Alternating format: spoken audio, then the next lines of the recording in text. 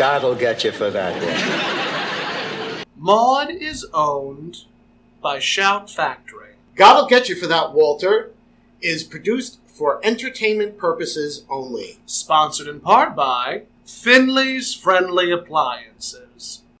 Hello, everybody, and welcome to another episode of God'll Get You for That, Walter. He always does. Yup. Yes, she does. Hello, my name is Tomcat, and I am joined by the ever-delicious, the ever-delightful Miss Toni Homeperm. Yes, you are.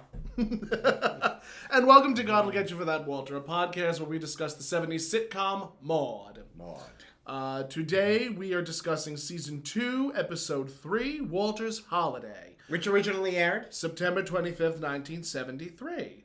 It was written by Norman Lear, Bud Grossman. Bob Weisskopf was the story editor, and it was directed by Hal Cooper, who directed a number of the original season, the first season and the second season of Maude. I think he also directed every subsequent season of Maude. I have to check, but yes, Hal Cooper was the director for most of the episodes of Maude. Very good. So, Walter's Holiday. What an interesting episode. Yes. Well, after, the last two episodes, which is how the second season opened. Which was quite heavy. This was a little bit more fluffy and frivolous. Very, very fluffy, very frivolous. But I do, however, want to say this does deal with suicide, and this does deal with suicidal ideations. So if that is triggering for you in any shape, way, or form, you can always listen to any of the earlier episodes. Any of the ones that are not triggering. Any of the ones that are not because triggering. some of them could be triggering. Some of them could be very triggering. We always try to avoid that and make it aware. Give awareness to that in the beginning. Correct. So the episode opens with Walter skulking around the living room. He was a real sneak. Really sneaky. Really sneaky. And he was clipping flowers from the vase. What would you consider that? It was a little end table. I think that's where they end table. That's where they have the phone, isn't it? Yes. Yes, it's a little table where they keep the phone.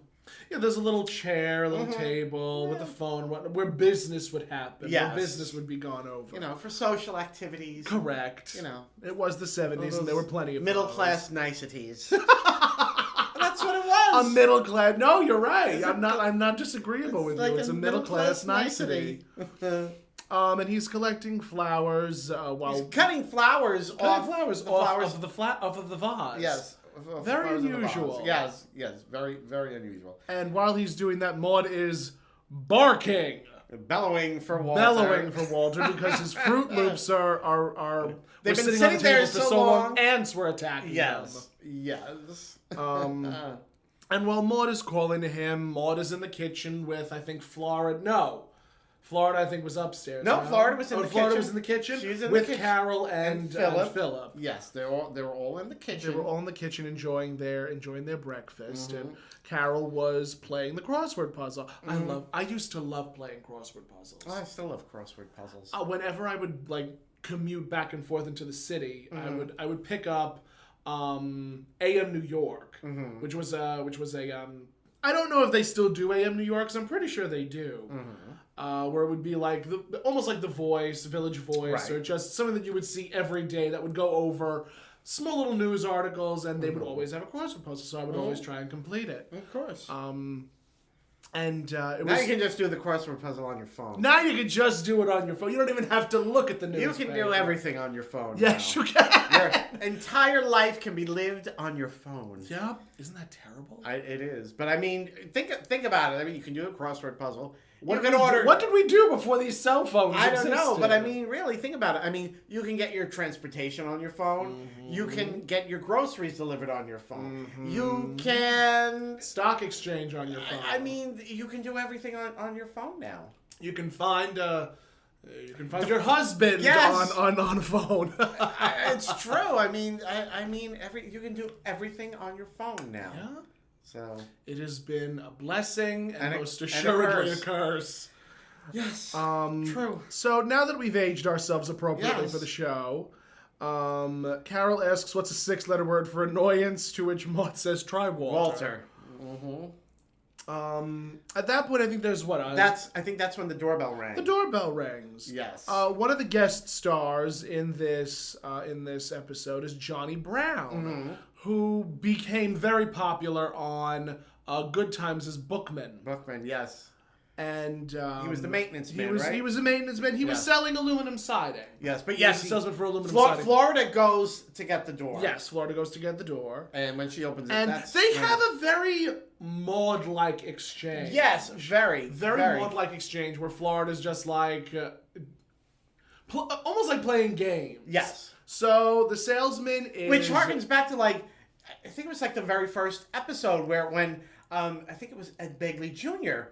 came to the door selling magazines, saying that he was a Vietnam War veteran. Right. It was very much like reminiscent of that whole exchange. Mm-hmm.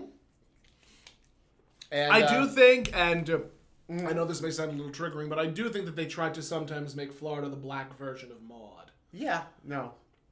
And I don't personally. I don't particularly care for that because I would want Florida to be her own character, which she is. Yes, she most certainly is. Yes. And in this exchange, that definitely. But in this exchange, true. It was definitely very, very Maude-like. I'm Yes. almost wondering if it might have originally been written that Maude somehow that Maude was going to answer the door for a salesperson, and they sort of decided we need to give Florida something to do because.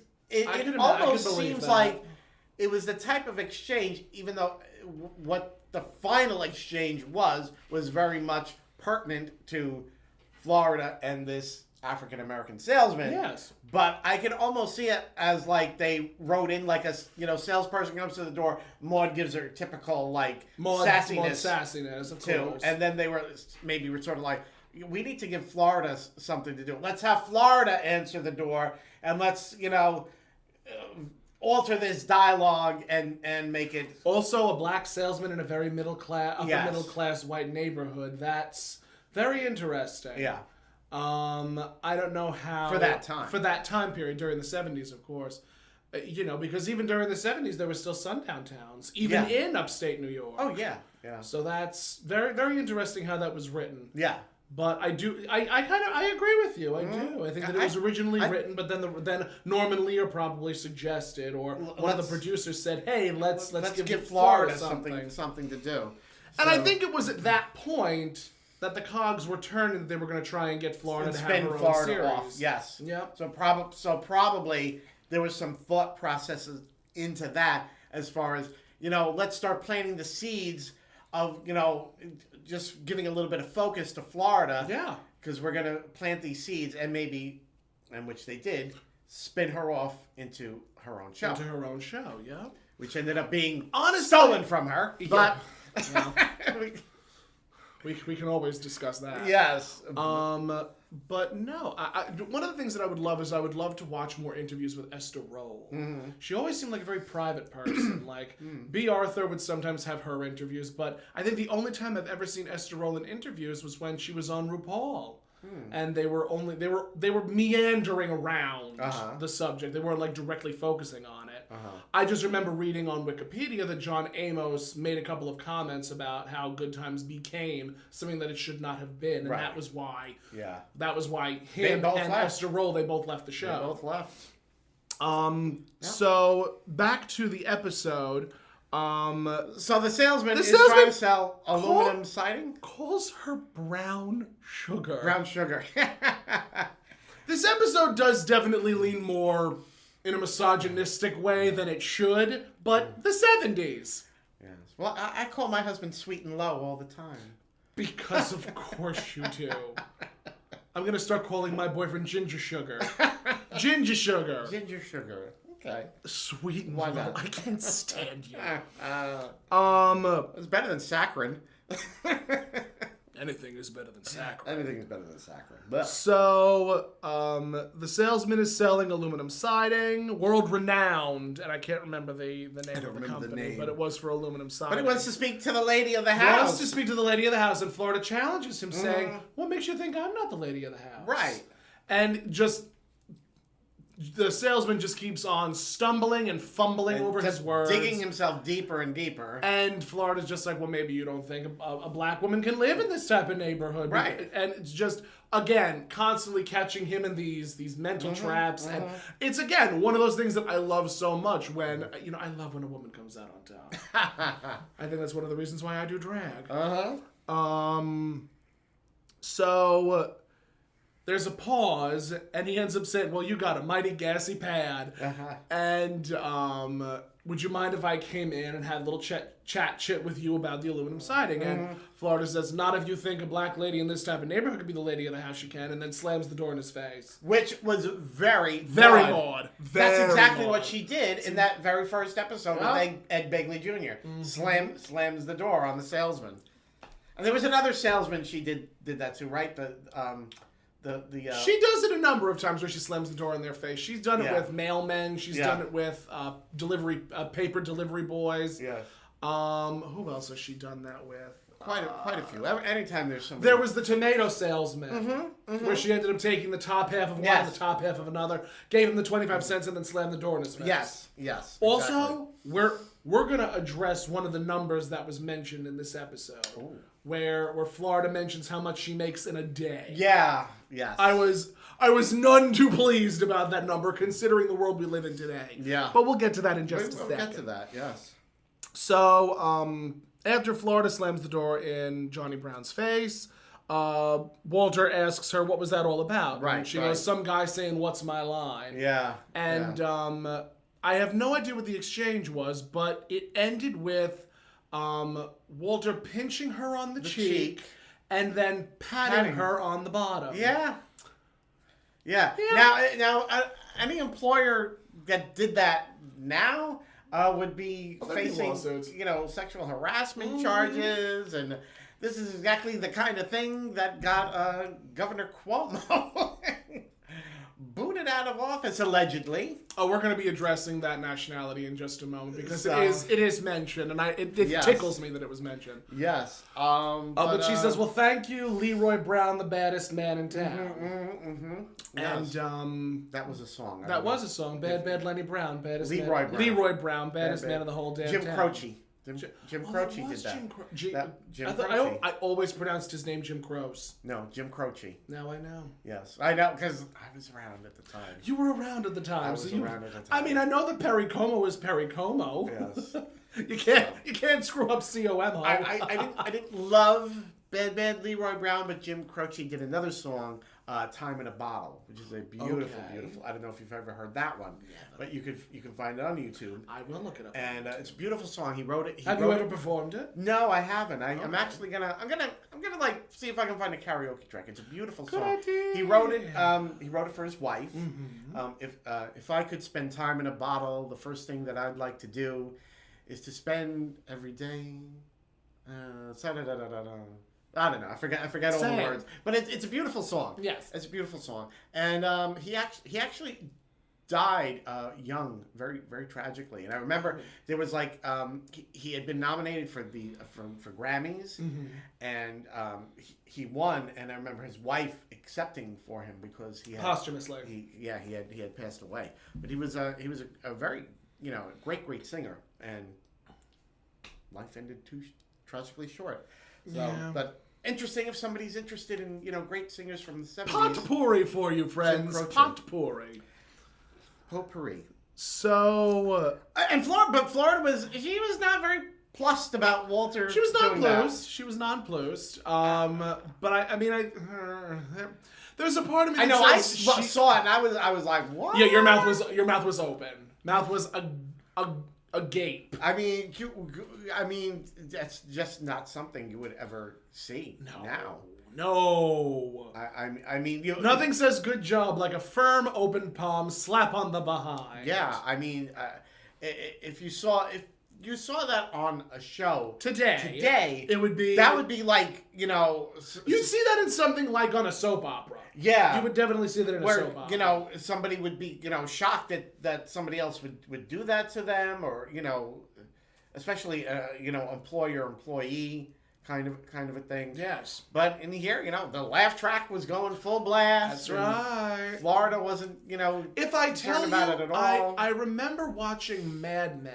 Mm-hmm. And you have to sometimes take those period shows with a grain of salt, but a lot of the issues that they were talking about, they happened. Mm-hmm. And Mad Men, I think, took place in the end of the 60s, early 70s, mm-hmm. and that was Maude. Maude was the early 70s. Yeah. So it's very interesting to just acknowledge and accept mm-hmm. the fact, not so much accept, but acknowledge and try to work past the misogyny of yesteryear. Mm-hmm. I had a friend who, she told me, like, one of her first jobs was in this office, mm-hmm. and the guy was the boss. He was this real 9 to 5. He was a real lech. I just think of the character from 9 to 5. And, like, he was always trying to get her in his office alone, and whenever he did, he'd be, like, chasing her around the desk. And he told her, like, I'll if you want to be my mistress, you'll never have to work again. My God. He was like willing to like set her up in like her own place. She would have her own accounts and all this, and it was like, and everybody worked there, knew about it, and it's just was. Why do they do it? Accepted. And why do they do it? Same reason a dog licks himself, 'cause he can. Yeah. So it was really that kind of thing. It's one of the things that makes you grateful for the Me Too movement. Mm-hmm, makes you very grateful for it, because you're seeing all of these men being put in their place. Yeah. And you're seeing all of these women come out, and you're actually having people listen to them. You're having people listen to victims, because I think for a long time people were just taking the easy way out and victim blaming because it was the easy thing to do. Yeah. It was just it was convenient. It was a matter of convenience. And people, what they. But now the uncomfortable truths are becoming truth more. Yeah. And people were afraid of losing their employment, and they just went up with it. You want to know something? It becomes a very it's not so. It is a common theme amongst certain episodes of Maude where they go over the battle between the sexes and how unfair women are treated in the workplace. Mm-hmm. I remember clearly there's one episode where Carol is up for a promotion and she's passed over for a man because he's a man. Right. And the boss calls Carol a sweet little number. And would much rather sleep with Carol and do that with her than promote her and do right by her. Yeah. So, these are common themes in many of the sitcoms of the day, which I'm thankful for, because it only has lent us to further the narrative that women need to be treated better. Sure. Absolutely. Especially in the workforce. Yes. So Florida goes into the kitchen and basically says, "You better watch out for your husband." Right. Because, and Maud's like, "What are you talking about?" And Florida says, "Well, it's not every day your boss pinches you on one cheek and pats you on the other." On the other, yeah. And this bit of dialogue tickled me because Maude said, "Well, a pinch and a pat. He's feeling Italian again. The only way to handle that is to give him a good swift kick in the pasta fazool." Pasta fazool. Never knew what the original spelling of was for pasta fazool. Well, here's the thing. Go ahead. Pasta fazool. Yes. That is a Italian-American bastardization. Yes. Of pasta fagioli. Yes. It's like in Italy they do not say pasta fazool. They don't say that. That's honestly, it might be a Calabrese the pronunciation, or a Napolitan or a Sicilian. Just it could be any. I remember years ago when I wanted to teach myself how to speak Greek. Didn't amount to much of anything. It's all Greek to me. But I knew you were going to say that. Well, of course. But I also bought myself a Sicilian to English dictionary. And a lot of things ended in ooze. And there was a lot of Indian influence in the Sicilian language. So I could only imagine that fazool was pronounced differently from, fagioli to... remember in the Golden Girls? Every region of Italy has its own. Actually, every neighborhood, actually every house. Yeah, has yeah. their own, that's honestly where I think it just grew up from. And I'm honestly very sure that it's the same thing with Spanish speakers as well.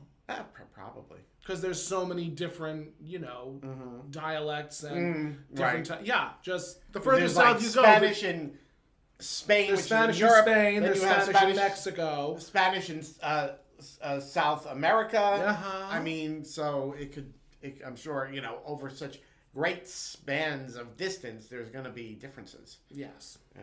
Correct. So, yeah. So we're going to give Walter a good swift kick in the pasta fazool. So then I think at that point Walter enters, right? Yeah. Because he's announcing that about what day it is. Today is I Love You Day. Yes. And Maude, considering the last 2 episodes were about his alcoholism, opens with a line saying, "Have you been hitting the cough syrup again?" Right. Yeah. That's a little deaf. That's a bit of a tone deaf line. Right. I picked up right on that. That I was like, yeah. Well, cough syrup is high in alcohol. Alcohol, 28%. At least back then, back then it was. I don't know if it's still like that now. No, but they definitely have more things in it because I don't know if you've ever recently purchased anything, but if you purchase certain types of cough syrups or if you purchase certain types of medication, you have to show your driver's license. Not only that, they will scan your driver's license and they will make sure that you aren't buying so much so that you are going to be making some type of other drug with it. Exactly. And it's just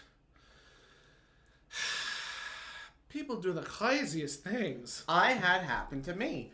I was buying some Claritin, the kind that you have to show, your ID to get, because as you know, my allergies are all over the place. Very bad. They're very bad. Always have been. Yes. So I had bought, I think, a 30-day supply, and I used up the 30-day supply.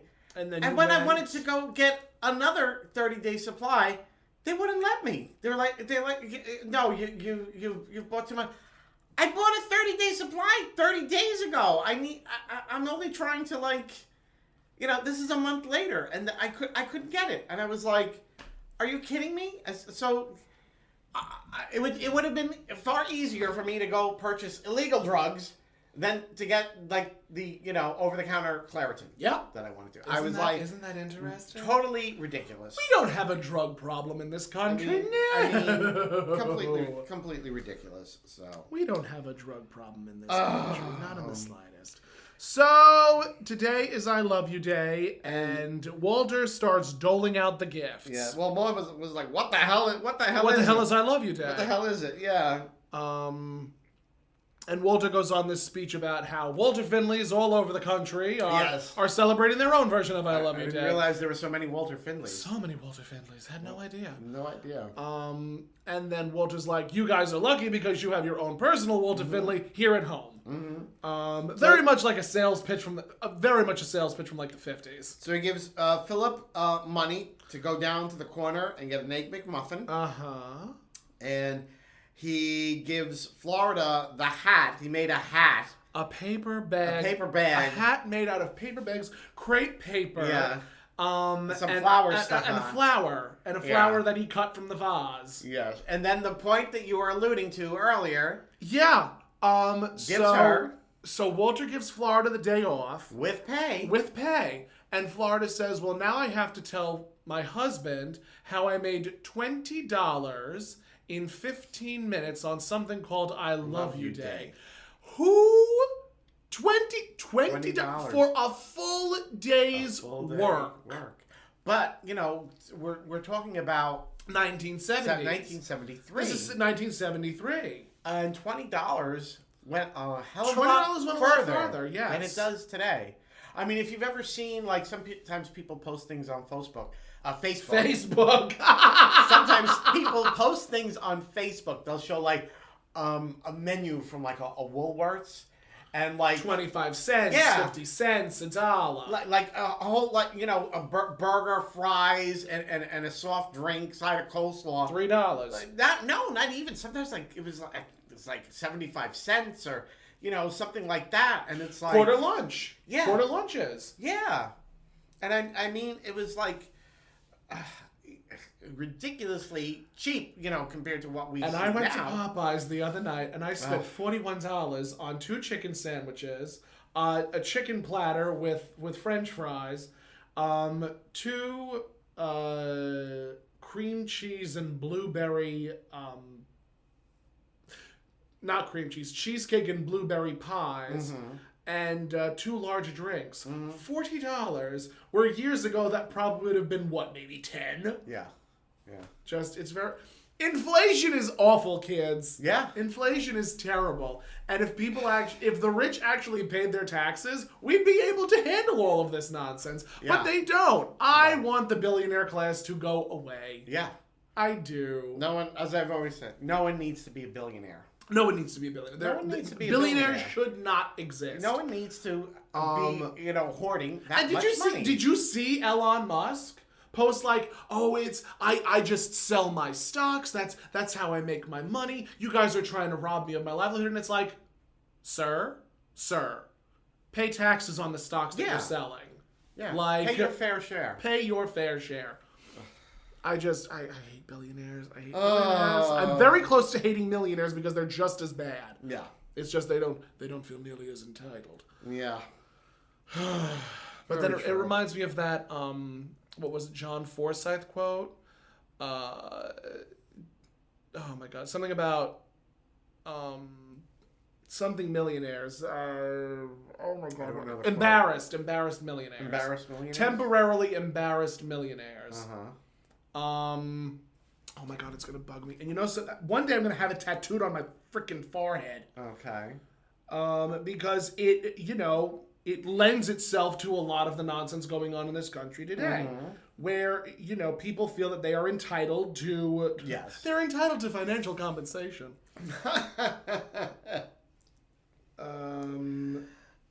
Go ahead. Do you feel entitled to financial compensation? I'm being called about my car's extended warranty. It's like, do you have a structured settlement? What's that other one? Yes, you have a structured settlement and you need cash now. And you need cash now. You think they'd sponsor us? Oh, one can only hope. It was not John Forsythe, it was John Steinbeck. Oh, John Steinbeck. John Forsythe was from Dynasty. He was Blake Carrington. So you'll either do as I say, or I shall fire the entire board of Carrington Oil, and I will replace you with peons of my own choice. Oh my God. So John Steinbeck once said that socialism never took root in America because the poor see themselves not as an exploited proletariat, but as temporarily embarrassed millionaires. Oh. And I feel that's why a lot of these, and forgive me, but you see a lot of these white people saying, oh, well, where's our fair share? Where's ours? Where's ours? And, you have these politicians who are just like, oh, don't worry, we'll take care of you. Yeah. And then ignore everybody else. Yeah. Yeah. And that's just it. They can completely and totally take advantage of them because everybody's struggling except the uber wealthy. Right. Yeah. Ah! Very true. Sorry. Preaching. All right. Preaching moment over. I love you day. I love you day. So Walter made Carol a pasta necklace. And gives her the can of sauce to go with it. And gives her a can of sauce to go with it. Yeah, she says something about it. A fattening necklace. A fattening necklace, yes. And, more is when Carol leaves to go to work. Right. And Walter's saying how he got the idea for the holiday from Maude. Yep. He awoke at 3 a.m. and was watching her for 2 hours, and in that 2 hours he tried to kiss her nose because when Maude sleeps, she wiggles her nose. Her nose twitches. Who does she think she is? Elizabeth Montgomery from Possibly. The Witch? Possibly. So when I wake up at 3 o'clock in the morning, it's to go to the bathroom because I have to pee. It's to go to the bathroom. You'll get there. I'll get there. Trust me. There now. Believe me. Now. I will go to sleep at like 1, 2 in the morning, and then I'll wake up at 8, and I'm like, why am I? Oh, I'm awake because I have to pee. Well, you slept most of the night. You should have to. 2 to 3, 4, 5, 6, 7. All right, 6 hours fine. Yeah, 6 hours fine. Come on. So then at that point, Walter gives Maude her present. And it's a box that which was... she hoped that Lloyd Bridges was in it. Yes. Lloyd Bridges in the gift box. Which she's trying to neatly unwrap. I hate when someone tries to neatly unwrap a present. Why? I do it. Oh, of course. I do it all the time. Of course you do.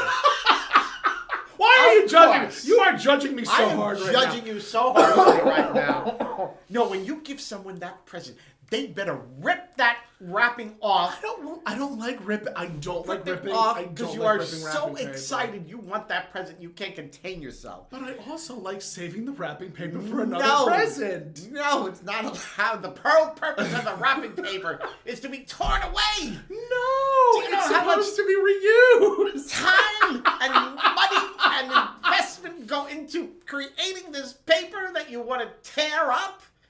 You are costing someone their livelihood by not ripping open the paper. I am doing no such thing. I'm doing no such thing. How dare you? I've always been that. I've always been that way. Like, I mean, of course, years ago when I was a kid, I'd be like, "Yay, tear the paper!" And then as I've gotten older, great thing. You're like a kid. As soon as I get, like, when I've gotten older, I'm just like, I just want to save it for next time. No, not allowed. There was actually, I don't know if you would know this because this is a my generation thing, not yours. But there was a animated short on Animaniacs that literally was about saving the gift wrapper. Saving the gift wrap. And it was this beautiful gold wrapping paper that was used on one gift, and it was, torn asunder, and there was this piece that was left. And it was like blowing in the wind. It was one of those like very melodramatic type of cartoon shorts. And this gold wrapping paper is like, it's being blown around all over the place through traffic, through alleyways, and then it ends up in a homeless person's car. So the father finds the wrapping paper and then just uses it to lovingly wrap this bauble for their child. Oh. And it was one of those very like simple things where I'm like, someone put a lot of thought into this. But I remember watching that and I'm like, so you never know where it may end up. And where is all this wrapping paper you're hoarding? Might I ask? At the city dump. At the city dump. Although, no, what I've seen a lot of people do these days, and this is when I worked in a fabric store, there were some people that would come in and would buy fabric to wrap their gifts. Okay. They would buy fabric to wrap the gifts. Interesting. Don't know why. I don't know why. That's honestly more wasteful, I would say, than the wrapping paper. Yeah, definitely. So, oh, well. I too take my time opening the present. Annoying. Tragically sorry. So let me get this straight. If I give you a present for Christmas, you're just going to tear it all up and that's the end? Hell yes! Absolutely. Absolutely. All right, so I'll cheat my way out of it and just hand you a bag. Well, reuse some of that wrapping paper. I hate you. It's already been used. So you already got one use out of it. So that's the tissue paper. Give me the recycled. You don't have to feel bad when I tear it open. God, do I need to write you an instruction book? Oh, goodness gracious. Oh, hell's bells. All right, so Maude opens the box, and it's a negligee. It's a beautiful white negligee. Blue. It was powder blue. Powder blue. Negligee. And she says it's almost, I think she remarks about it being almost as beautiful. She thought it was a joke. She thought it was a joke first. Yes. And then, she thinks it's almost as beautiful as the one he got her for Christmas. And it was. And it actually is the one he got her for Christmas because, he only came up with this idea at like 3 o'clock in the morning. He didn't have time to get gifts. And yeah, Maude at first thought it was a joke. And then that was when Walter says, oh, you're supposed to wear when you're being attacked. Right. And then there was a pause and Maude goes, there's the joke. Right. So then he takes her into the living room for phase 2. Yep. And they start tangoing. They start dancing. They start to tango. Yes. And he sings I Get Ideas. I've always wanted to hear that song. And it's I've heard it in the version of a tango, but I've never heard the words put to it. I was not familiar with the song. It's I believe it. It's certainly older than you are. Yes, those things exist. As long as it's not as old as Alexis. No, Jesus Christmas. Nothing's older than Dirt, I think, is older Very than true. Alexis. So now the doorbell rings. Yes, the doorbell rings. Oh, but no, she says if phase 2 ended like if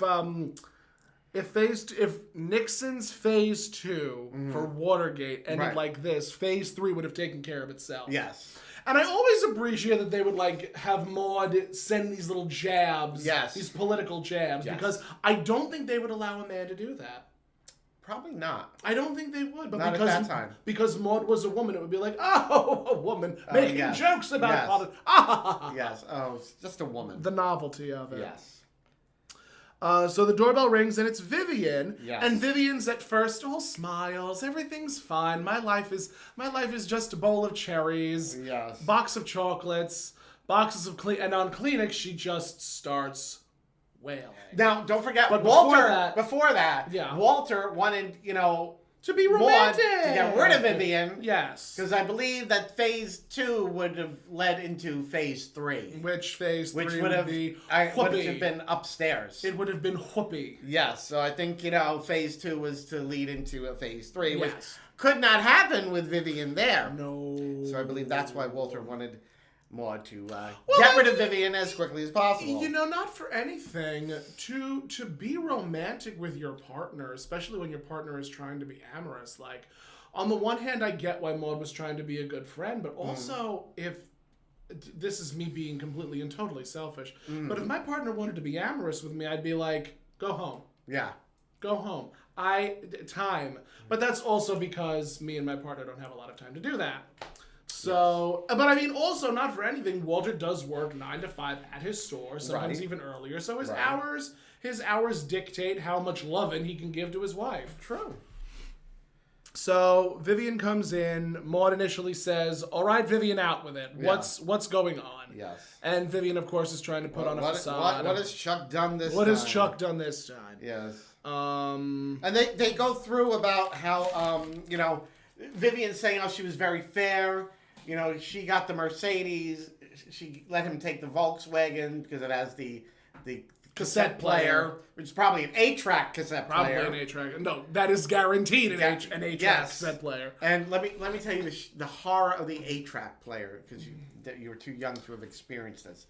But the 8-track player, sometimes the song would actually stop at the end of the one track, and then it would stop and then click over to the next track, and then the song would continue. That's how bad 8-tracks were. And then cassette tapes happen. Yes. And it would be, you'd have your A side and your B side. Your for B-side, any type of music, there's always been an A side and a B side. Yes, but I never knew that about 8 yes, tracks. with the 8-track, sometimes like a song, if it was long enough, and depending on where it was, all of a sudden the song would just stop, and then it would click over to the next track, and the song would just pick up where it had been cut off. That is tragically inconvenient. Horrible. That is tragically inconvenient. Horrible. Yes. I don't know who ever thought that 8-tracks were a good thing. The music industry did at one point. Yeah, but I mean... And now if you find an 8-track, it's just like, what is this rune you bring to me? Yeah, exactly. Exactly. And Maude is saying how that she got everything, the house the box. Vivian got the house, the box to keep everything in the house. So Vivian didn't do too bad, but now apparently Chuck wants the dachshund. Wants the dachshund Rufus. And I think even before that, Maude goes into the kitchen because Walter is timing Maude. Oh, yes. 3 minutes to the second. 3 minutes. And they, Maude and Walter are obviously trying to be romantic. Walter is trying to be romantic with Maude, and Maude's like, she's still here. Yes. I'm so sorry, she's still here. Yes.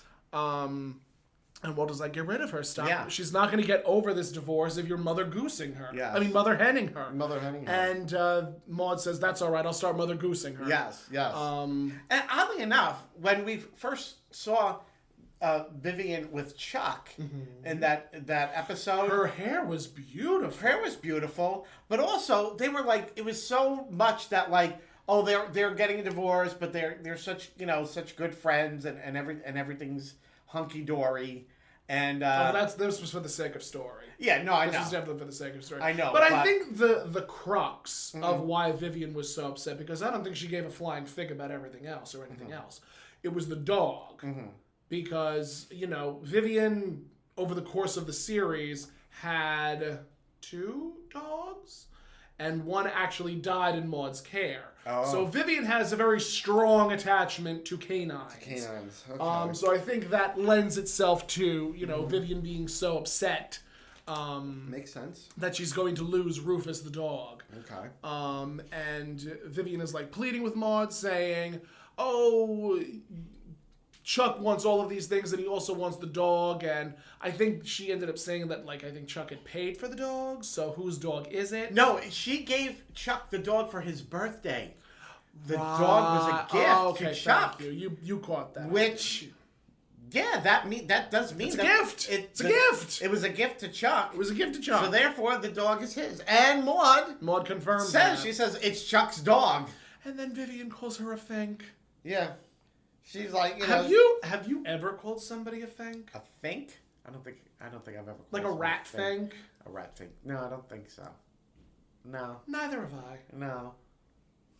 So just interesting the terminology used. But Vivian's like, she was like, couldn't you just lie? She wants validation. She wants validation. She doesn't care if Maude thinks that it's Chuck's dog. And she just wants. Maude tries. Maude's like, well, yes, Vivian, you're 100% in the right. And Vivian asks, oh, really? And Maude says, no. Why would you want me to lie like that? Right. So.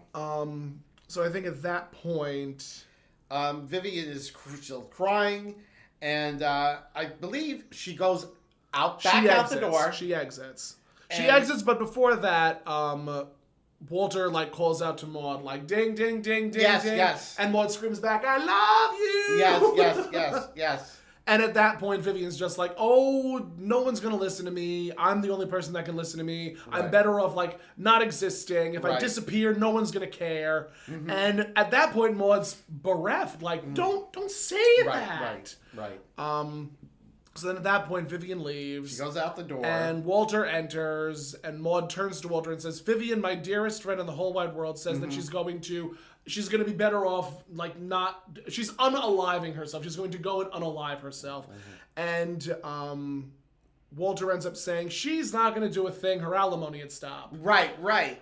And very, very curt, hurtful type of thing you would say to a friend. I don't think I would ever say that to a friend. Yeah. I don't think I'd ever say that to a partner. No. So now Walter he's getting mad. Yep. And he wants to leave. He wants to go to the club. Yep. And I believe he said something that maybe he'll find somebody in the steam room. The only person who's going to find in a steam room is more affection. Yeah.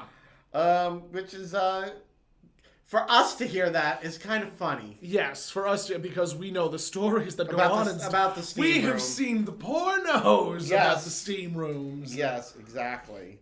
So, not that that's what Walter had in mind. No, but I mean, it is funny considering. Yes. Considering the topic at hand here. Yes.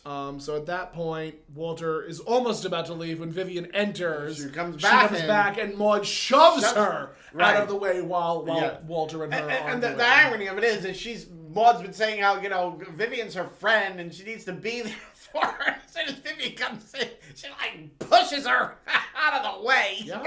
Screaming, literally, knock it off, Vivian! Yes! So Walter announces he's leaving. He storms out. And Vivian turns to Maude and goes, Maude, are you having trouble with your marriage? Yeah, hello. Just the look on.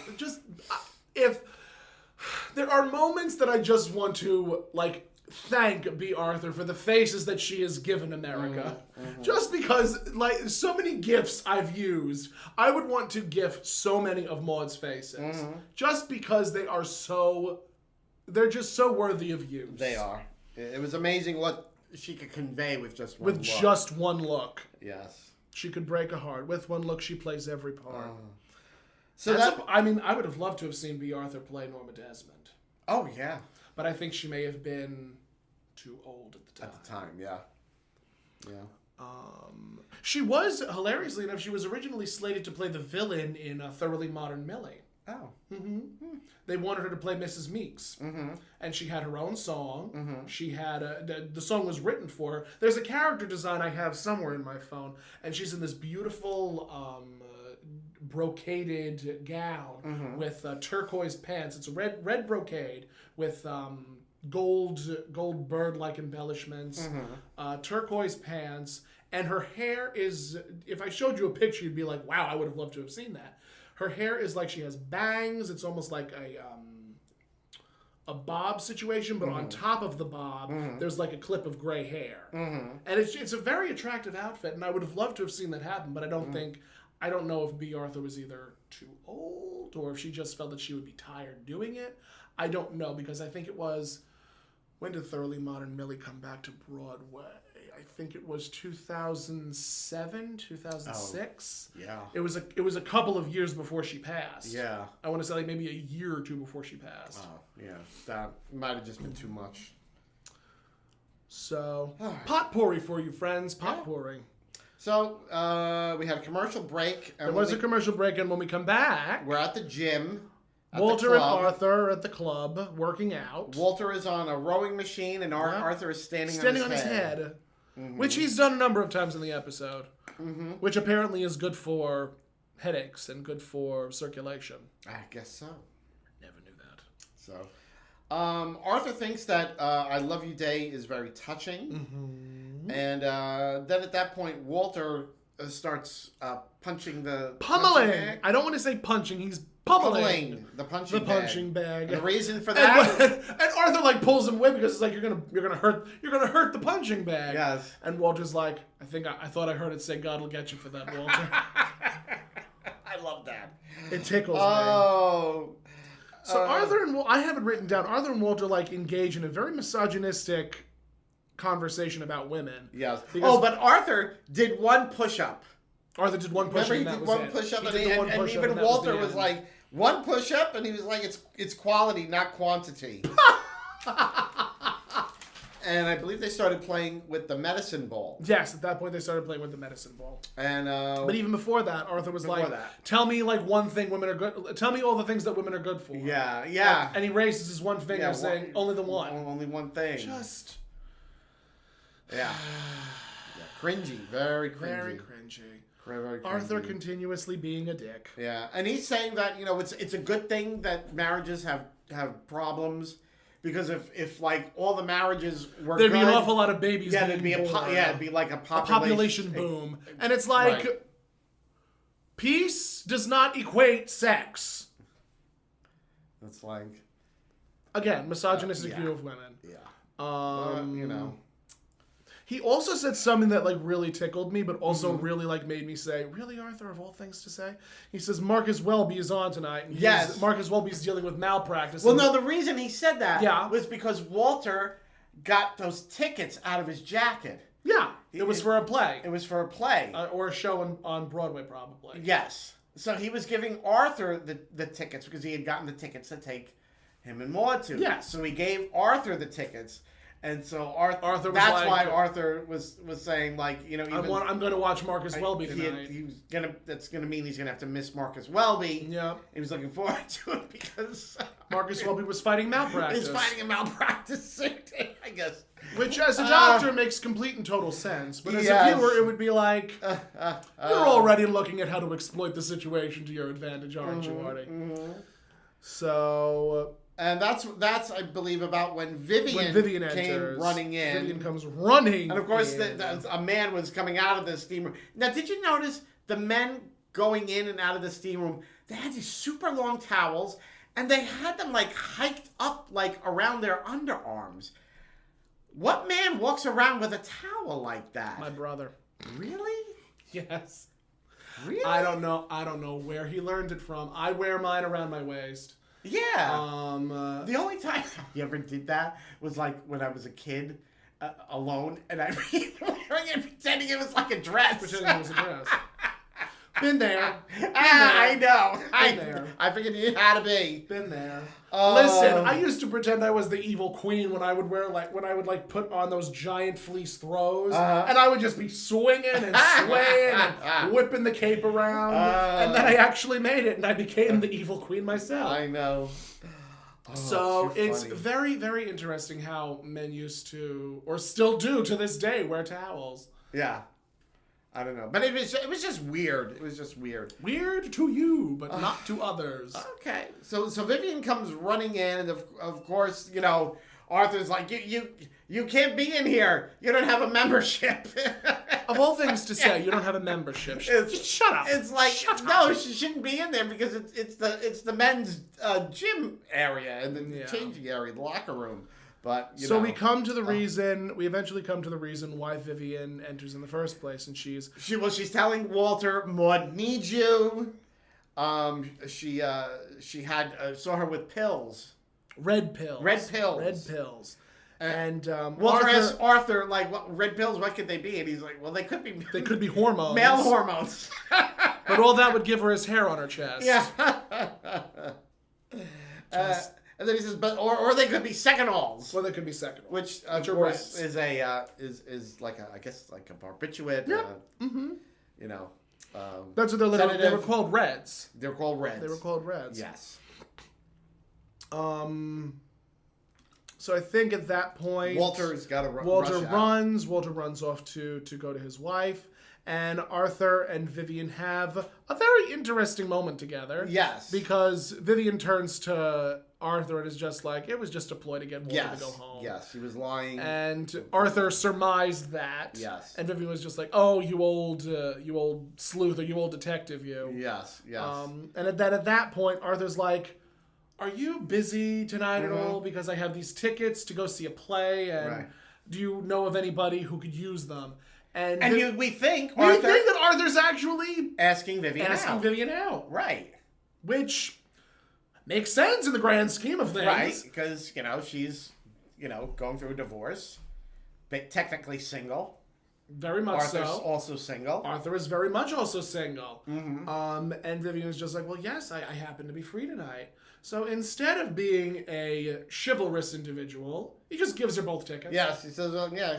Here you go. Take them. Take the tickets, and sort of just and leaves Vivian hanging. He skips away. Yeah, he skipped away with the towel around his neck. Yeah, so typical Arthur. Arthur being a dick. So cut back to the Findleys. We're back to the Findleys. Maude is on the couch playing "Peg of My Heart." She's reading a book. She was reading a book? She was reading a book. But then as soon as Walter came in, she throws the book on the side and is like... Yes.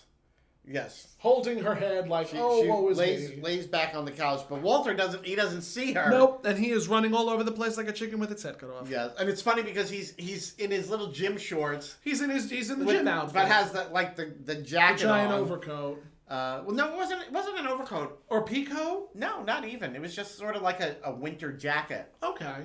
So I can take that. Kind of like a oh god, I can't think of the term now. Not a trench coat, not an overcoat. I want to say a peacoat. Like almost sort of. No, it wasn't a peacoat. It was more like a flight jacket. Like a bomber jacket. Bomber jacket. Yes, that was it. That was the word that was escaping me. Sorry. And he's running around and he's yelling for Maude and screaming for Maude, and I think Maude finally lifts her head up and calls Walter. Yes. And then Walter proceeds to jump on top of her. Yes, because he thought she was dead. Maude, I thought you were dead. Yeah. You jumped on me, Walter, and you thought I was dead. There's a name for people like that. For people like that, yes. And that word is necrophiliac. Yes. Just thought I'd let you guys know. Yes. So Walter, he's asking her about the pills. And, that's how it all comes out that, they're... What would you recommend for a headache, Walter? A frontal lobotomy? Right. It was, she took two aspirin. She took 2 aspirin because of a headache. She had a headache, yeah. And at that point, Walter's, furious because how could you, come up with that cock and bull story? Mm-hmm. How dare you? Right. I was really worried about you, and just...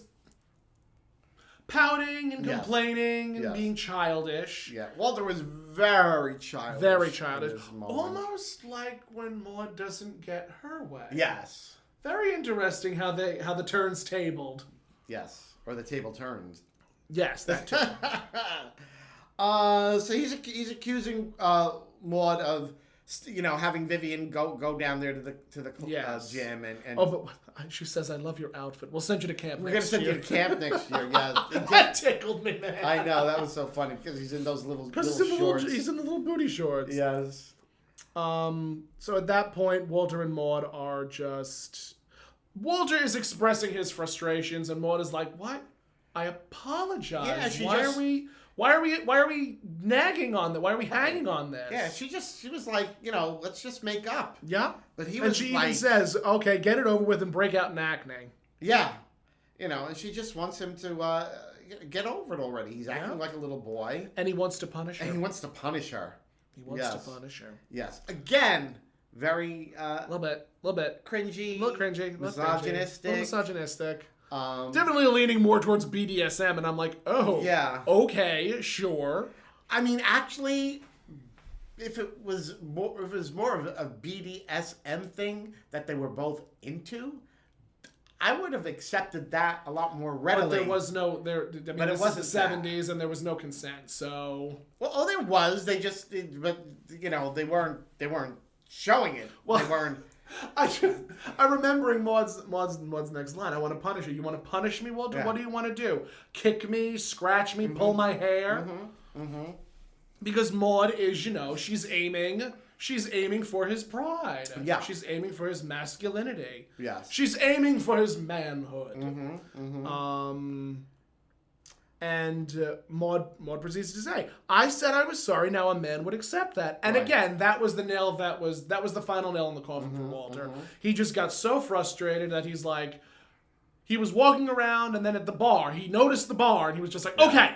Now he put his elbow on the bar, getting ready to arm wrestle his wife. He wants to arm wrestle. Yes.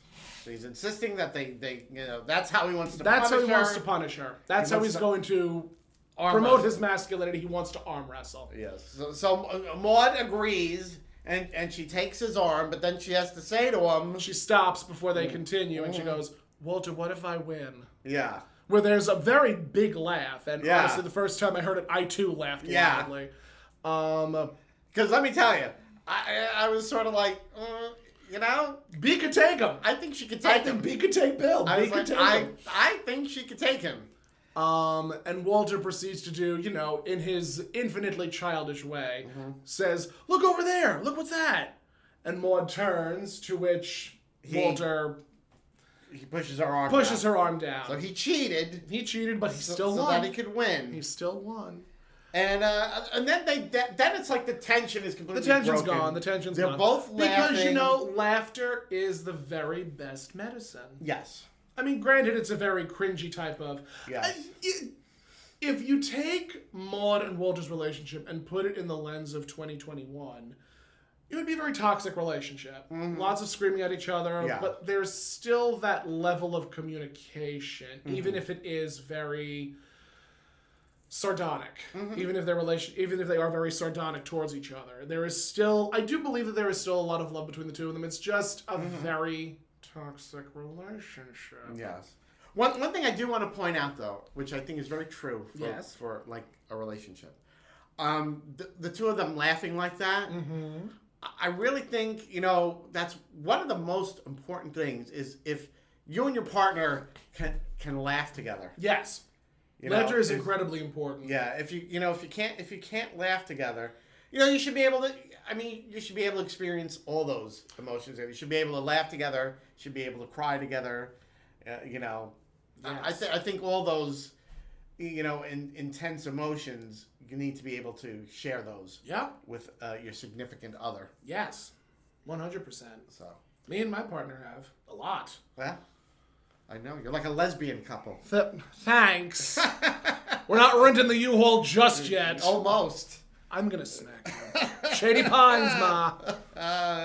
So, Mulder and Ward. Maude and Walter. Hello, dyslexia. How do you do? Hello, welcome to another episode. Welcome to God will another- get you for that, Walter. God will get you for that wad. Maude. So, Maude and Walter are having a conversation about, the proximities and the boundaries of I Love You Day. Yes. Because yes. Walter says, it's my holidays, my rules.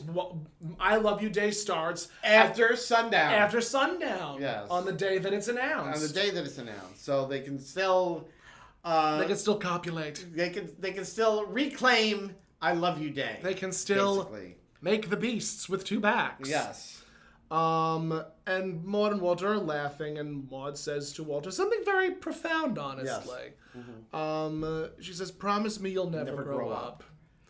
I will say this, there were moments during the episode where Maude is like calling Walter a little boy, and I was just like, we're nearing some dangerous territory there. Let's not call Walter a little boy.